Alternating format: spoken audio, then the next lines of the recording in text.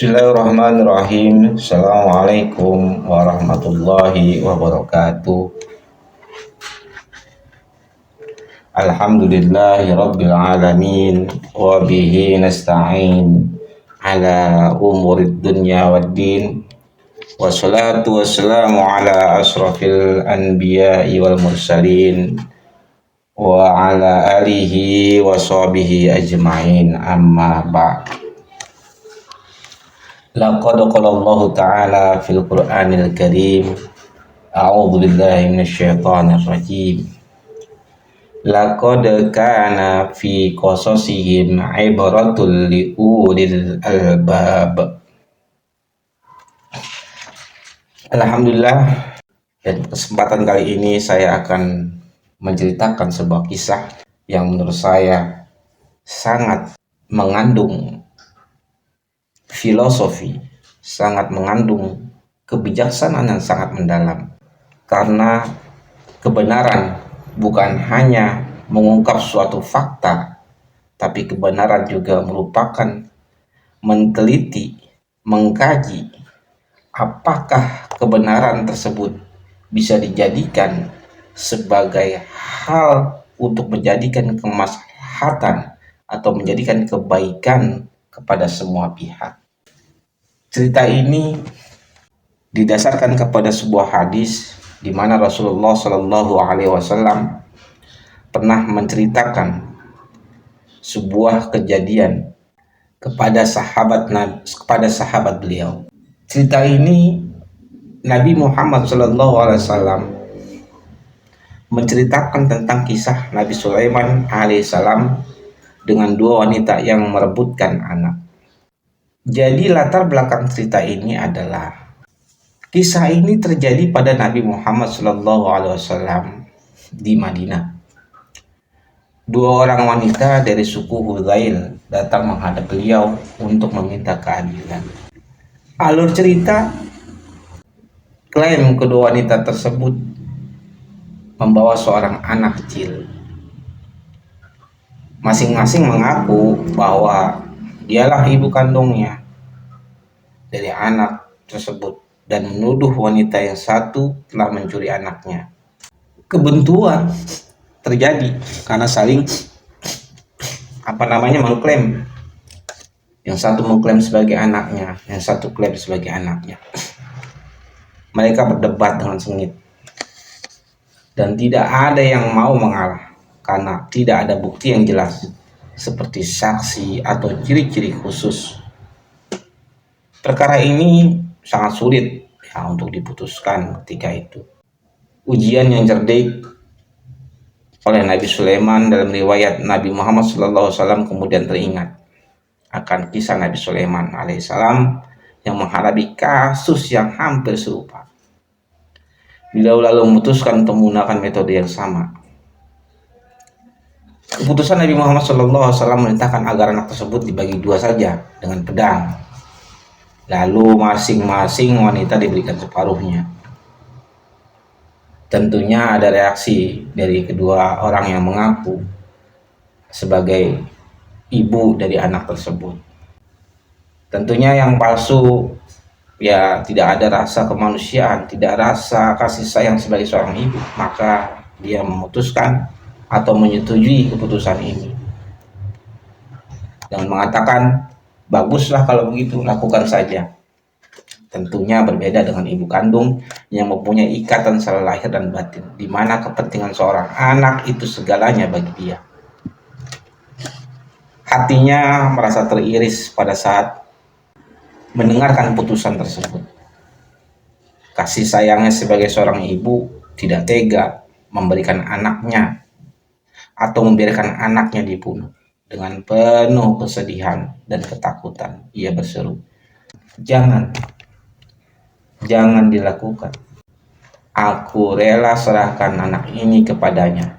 Jangan bunuh dia. Itulah perkataan dari seorang ibu yang punya ikatan secara lahiriah, secara batin. Lantas keputusan akhir karena melihat reaksi dari kedua wanita tersebut, Nabi Muhammad SAW segera mengetahui siapa ibu kandung yang sebenarnya. beliau pun memutuskan, anak ini untukmu. Artinya anak ini untuk wanita yang tadi tidak ikhlas, tidak menginginkan, sedih hatinya ketika anak itu dibelah atau dibunuh dan dipotong menjadi dua. Ibu tersebut tidak mau mengorbankan. Karena itulah kasih sayang dan pengorbanan sejati seorang ibu yang lebih mementingkan untuk kesejahteraan, kebahagiaan, dan kehidupan seorang anaknya. Sumber hadis ini yaitu dikisahkan atau diriwayatkan dalam kitab-kitab hadis sahih, terutama dalam Sahih Al-Bukhari. Nomor hadis itu 2699 dan pada Sahih Muslim itu 1720. Bunyi hadisnya antara lain sebagai berikut adalah qala Rasulullah sallallahu alaihi wasallam, bainama imra'atani ma'ahuma ibnahuma ja'a dhibu fadhahaba bibni ihdahuma faqalat hadhihi li sahibatiha innama dhahaba bibniki anti faqalatil ukhra innama dhahaba ibniki fatahakamata ila Daud faqadha bihi lil kubra fa kharajata ala Sulaiman bin Daud alaihi wassalam fa akhbaratahu faqala utuni bisikini asukkuhu bainakuma faqalatis sukra la taf'al rahimakallah wa ibnuha faqadha bihi lisukra. Artinya ketika ada dua wanita bersama kedua anak, seekor serigala datang dan membawa anak salah satu dari mereka. Wanita pertama berkata kepada temannya, sesungguhnya serigala itu membawa anakmu. Wanita yang lain berkata, bahkan dia membawa anakmu, bukan dia membawa anakmu, bukan anakku. Kemudian mereka berdua mengadukan perkara kepada Nabi Daud alaihi salam. Beliau memutuskan bahwa anak itu adalah milik si wanita yang lebih tua. Lalu mereka berdua keluar dan menemui Sulaiman bin Daud alaihi salam. Lalu mereka menceritakan perkaranya. Maka Sulaiman berkata, bawalah kepadaku sebuah pisau, akan aku belah anak ini untuk kalian berdua. Wanita yang lebih muda itu berkata, jangan lakukan, semoga Allah merahmatimu. Dia adalah anaknya wanita yang lebih tua artinya. Maka Sulaiman pun memutuskan bahwa anak itu untuk si ibu yang paling muda. Sangat menarik dalam kisah ini. Pertama, dilihat dari aspek bahwa ikatan seorang ibu bukan hanya seorang yang dapat melahirkan, tapi ikatan seorang ibu adalah ikatan di mana saling terikatnya kasih sayang, saling terikatnya ikatan batiniah. Kasih sayang ibu yang tidak menginginkan anaknya terluka, anaknya dalam kesusahan, anaknya dalam keadaan yang memprihatinkan.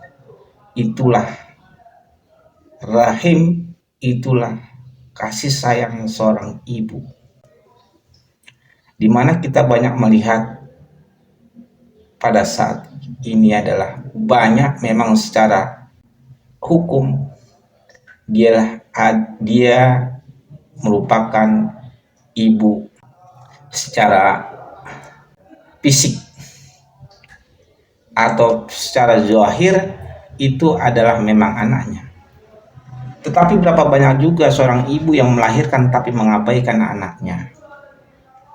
Karena dalam konteks ini adalah Allah memberikan sebuah Allah memberikan wahyu kepada Nabi Muhammad SAW untuk memecahkan masalah yang dihadapkan kepadanya itu dengan merujuk kisah Nabi Sulaiman alaihi salam. Dengan keputusan itu, dengan melihat secara psikologis gerak refleks dari seorang ibu, maka ibu sebenarnya bisa dilihat dengan memperhatikan aspek psikologis. Tentunya juga dalam memutus sebuah perkara, dalam sebuah hukum. Kalau kita lihat konteks perkara ini adalah bukan untuk kepentingan si ibu dalam memutuskan suatu perkara, tapi memutuskan di sini adalah demi kepentingan anak. Jadi anak ini lebih berhak diberikan kepada orang yang lebih sayang kepadanya, bukan kepada orang yang tidak menyayanginya. Walaupun seandainya wallahu a'lam bishawab, astagfirullahaladzim, misalnya seandainya memang yang diberikan adalah ibu tersebut memang ibu kandungnya yang mengizinkan untuk dibelah, yang boleh, yang membolehkan atau mengizinkan anaknya dibelah untuk dibelah menjadi dua.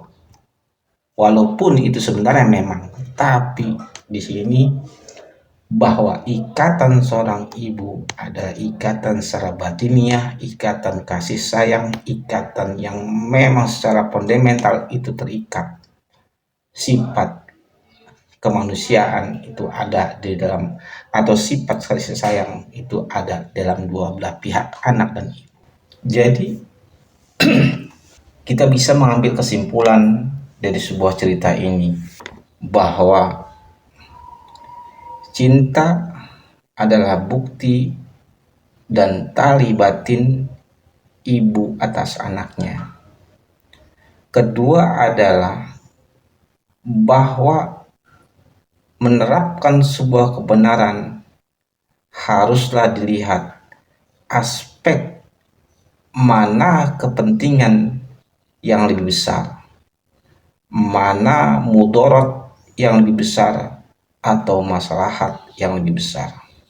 Ketika itu dibenturkan, ketika mudarat dan maslahat dibenturkan, maka mencegah kemudaratan itu lebih baik dibanding melakukan kemaslahatan. Dalam sebuah perkara ini kita bisa petik kesimpulan bahwa kepentingan dari seorang anak itu lebih diutamakan, karena apabila anak tersebut diberikan kepada orang yang salah, orang yang tidak memberikan kasih sayang kepada anaknya, maka kemudaratan itu lebih besar. Jadi mencegah kemudaratan itu lebih diutamakan daripada menerapkan sebuah kebenaran.